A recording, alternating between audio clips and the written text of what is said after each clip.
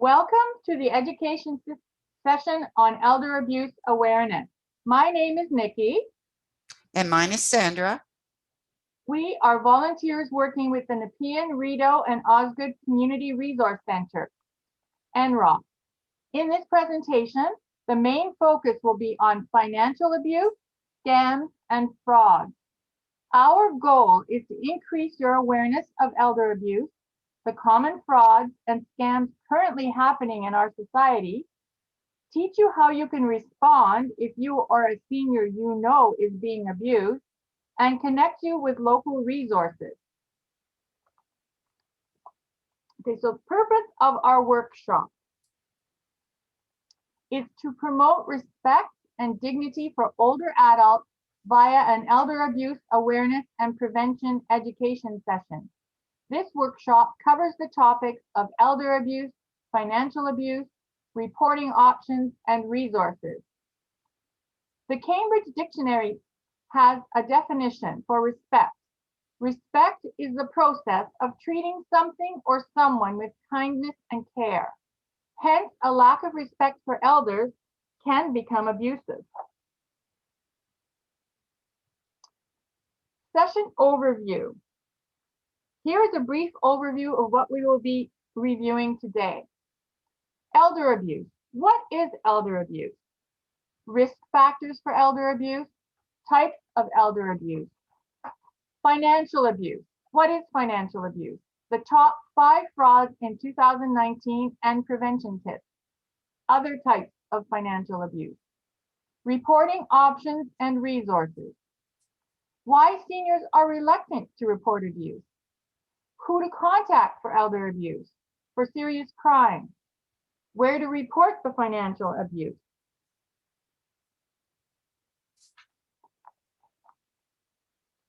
Okay, so we'll start with elder abuse. Elder abuse is any action or lack of action by anyone in a position of trust that harms the well-being of an older adult. According to the World Health Organization, abuse is considered elder abuse when the individual being abused is 60 years of age or older. Now, risk factors for elder abuse. Factors that may increase potential for elder abuse. Physical and or cognitive health declining in an older adult. Social isolation. Caregiver stress, which can be very high at times. Little or no supports for the senior. Cultural factors and language barriers. Mental health issues and or substance abuse, if it is present. An adult child who is financially dependent. Family structure and interpersonal dynamics. A history of abusive behavior in the family. There are several other risk factors to take into consideration. However, the ones listed in this presentation are some of the more common risk factors. So, types of elder abuse. There's physical, there's psychological / emotional, sexual, there's neglect, whether it's intentional or unintentional, and there's financial. Now I'll pass you on to Sandra. We're going to do financial abuse and prevention tips. What is financial abuse? It's persuading, tricking, or threatening older adults out of their money, possessions, or property. That's financial abuse. Manipulating or forcing a person into giving them money are common forms of financial exploitation, as is misusing a power of attorney. What else increases vulnerability to financial abuse? According to research conducted by the BBB Institute, FINRA Investor Education Foundation, and the Stanford Center on Longevity, loneliness and lacking companionship contribute to financial loss. The top 5 frauds in 2019 affecting Canadians ranked by dollar loss. Number 1 was phishing with $21.4 million. Number 2 is romance, $18.3 million. Number 3 is investments, 10.7 million. Number 4 is extortion, 9.2 million. Number 5 is service at $7.2 million. It is estimated that only 5% of fraud victims report the incident. It's important to keep in mind that these numbers represent Canadians of all ages, not just seniors. Financial abuse is becoming widespread, and it is a hard to detect issue, which is why it's so important to be aware of the common scams to better protect ourselves and our loved ones. We are now going to review each type of fraud and present you with some prevention tips and tricks. Please keep in mind that the prevention tips are not necessarily inclusive of all the prevention methods. They are recommendations on how to keep yourself safer. Number 1 are phishing and smishing scams. Phishing is receiving unsolicited emails, also known as spam, claiming to be a reliable organization, such as a bank, a government agency, or a business. These emails will request the reader to click a web link, respond to email to provide or confirm personal and/or financial information. They will likely ask you for your credit card number, social insurance number, passwords, etc. Now, smishing is exactly the same thing, but it's receiving unsolicited text messages. Prevention tips and tricks for phishing and smishing scams. If you receive emails or texts from unknown contacts, do not reply. Do not click on any links within the message. Do not open any attachments. Do not unsubscribe to any services. Delete the email or text as soon as possible. Never call the numbers or email the email addresses listed in the suspicious email or text. Look up the company in the phone book or use a new Google search.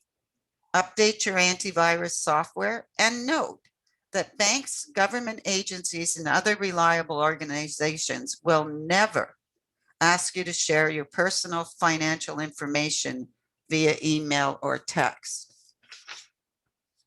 Now, Nikki's going to take us through romance scams. Okay, romance scam.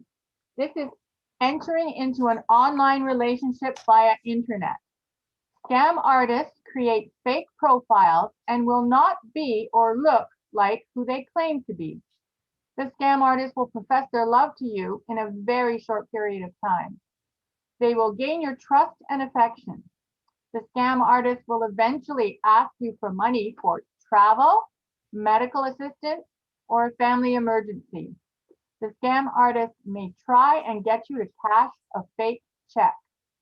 Once the scam artist has retrieved your money, they will disappear and no longer respond with you.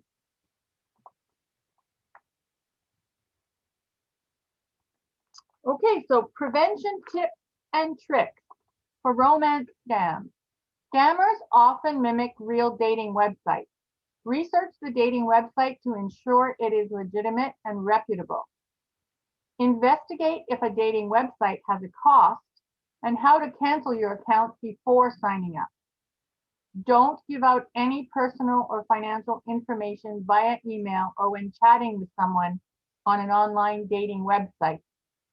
Don't accept or send money to anyone from dating websites. Consider it is a red flag if someone is declaring their love for you after a very short time. Basically, trust your gut instinct. Now we'll go on to investment scams.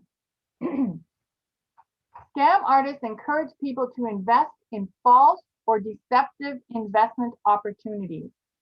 They try and get innocent people hooked with dishonest information and promises of large returns with little or no risk. Investment scams can take place via telephone, internet, emails, or text. Prevention tips and tricks. Investment scams. There are 4 warning signs of a scam according to the Ontario Securities Commission. High returns and low risk, hot tip or insider information, pressure to buy now, and the seller is not registered to sell investments. Protect yourself by checking the registration of an individual or business trying to sell you investments or investment advice at checkbeforeyouinvest.ca. Back to Sandra now for extortion scams. Illegally gathering money, property, or services from a person, entity, or institution through coercion.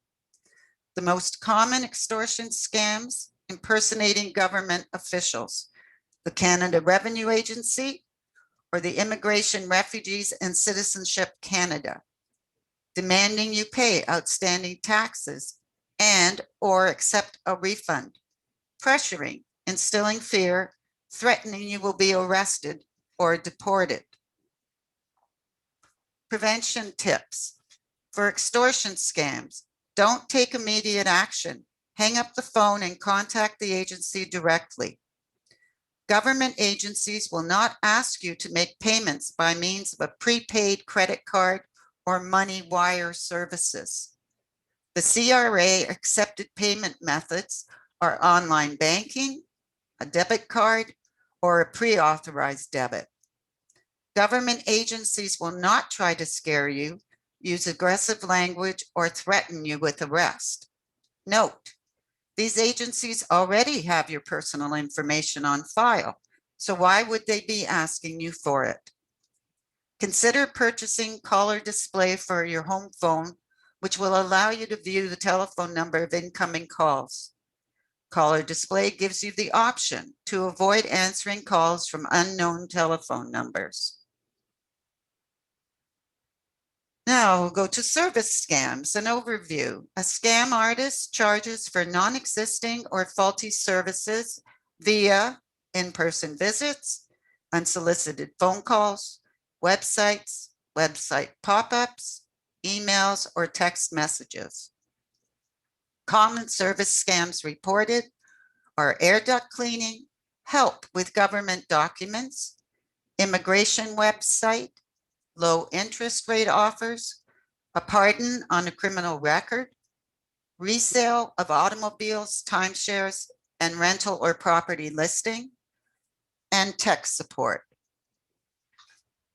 Prevention tips and tricks for service scams. If a service representative contacts you for in-person visits, ask for an ID, authorization card, or certification authorizing their work. Ask for a company flyer with the service representative's name and phone number so you can contact them later if you are interested in the product or service. For unsolicited phone calls, ask for the company name, the service representative's name, the one you are speaking with, and phone number so that if you are interested in the product, you can verify the info later. For websites, website pop-ups, emails, and text messages, verify the source info, the company, the address, and phone number before replying to them. Do not provide the sales service representative with your personal info such as debit, credit card number, and bank account number. Do your homework first on what you need for goods and services and find an authorized and reputable dealer. Now, the riskiest scam types by age range. Home improvement scam or travel scam are high among 55 plus. So the riskiest scams for ages 55 to 64, number 1 is romance, number 2 is investment, and number 3 is home improvement. The riskiest scams for age 65 and plus, number 1 is travel, vacation, or timeshare. Number 2 is home improvement. And number 3 is romance. So now we're going to go back to Nikki for home improvement. Home improvement. In this scam, door-to-door scam artists will offer quick and low-cost home repairs. These scammers take payments and will not return to do the work, do a very poor job on the repairs, or invent issues that drastically raise the price. These types of scams can happen anytime, but especially after a major storm or natural disaster. Now, the travel vacation timeshare scam. These scam artists post listings for properties that differ significantly from the pictures posted online, are not for rent, do not exist, or a timeshare owner posts an ad online for the sale of a timeshare. A scam artist offers to buy or help the owner sell their timeshare. The scam artist will require the owner to pay several fees, such as maintenance fees and taxes, before the final sale. Once the owner pays the scam artist these fees, the scam artist will disappear and there will be no final sale. So we have reporting options and local resources. And this is a very important information to know about. But first of all, we have to look at, why are seniors reluctant to report abuse? And I don't think it's only seniors. I think it's probably almost everyone. There are strong feelings of shame and embarrassment, afraid to be blamed or judged. There are language barriers, cultural factors. There's a sense of hopelessness, not knowing where to go for help. Some people may not recognize abuse, and some are being threatened and fear retaliation. So how to respond if you suspect abuse? Well, believe the person who's telling you about this. Ask if they want to talk about it or want support. Listen, refrain from passing judgment. Show compassion and empathy. Reassure them that they are not alone.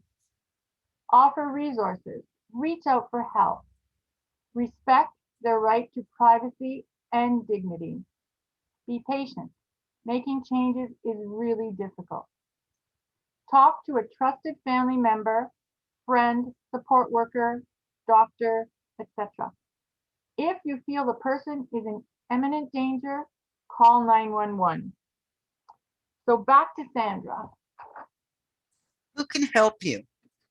A trusted friend or family member, a family or ER doctor, or other healthcare providers, community care providers, Ontario Health Teams, GAOT, primary care outreach, a social worker or support worker, someone in the faith community, a bank manager, a social support agency such as CRC, CHC, and a senior center, a community volunteer, a neighbor, and possibly you after this presentation, I hope. We are now going to discuss some organizations that you can contact if you or someone you know is experiencing elder abuse. Who to contact? EARS at NROC. EARS is the Elder Abuse Response and Referral Service. There's a phone number and an extension, and the services include information, referrals, consultation, case managers, and home visits. Who to report for serious crime? If you suspect a serious crime, the Ottawa Police has a non-emergency elder abuse information line. There's a phone number and it's extension 2400. And of course, in an emergency, you would call 911. Where to report the financial abuse through scams or fraud? Alert your bank and credit card company to report instances of suspicious correspondence or activity. Canadian Anti-Fraud Centre to report instances of fraudulent or suspicious activity. The Better Business Bureau to report instances of fake or faulty businesses and or offers. And the Competition Bureau to report instances of misleading or deceptive marketing practices. You can also contact the Canadian Securities Administrators to report instances of financial or investment scams. Other reporting options are the Senior Safety Line, and it's a 1-800 and it's open 24 hours a day, 7 days a week. And here you will find trained counselors that provide supportive counseling for older adults who are in abusive situations. Referral information for agencies and family members across the province that can assist in cases of elder abuse also provided. The Elder Abuse Prevention Ontario, which is a website where you can find more in-depth information on elder abuse. And then 211 Ontario, which is open 24 hours a day, 7 days a week in 150 languages for information, referral, and access to community, social, health, and government services. And finally, knowledge is power. Together we can make a difference. This concludes our session. Thank you very much for attending this session today. It has been a pleasure sharing this valuable information with your group. Yes, I'd like to also thank you for inviting us to speak to you today. Please stay safe, be alert, keep empowered and enlightened, and hopefully scam free. Thank you.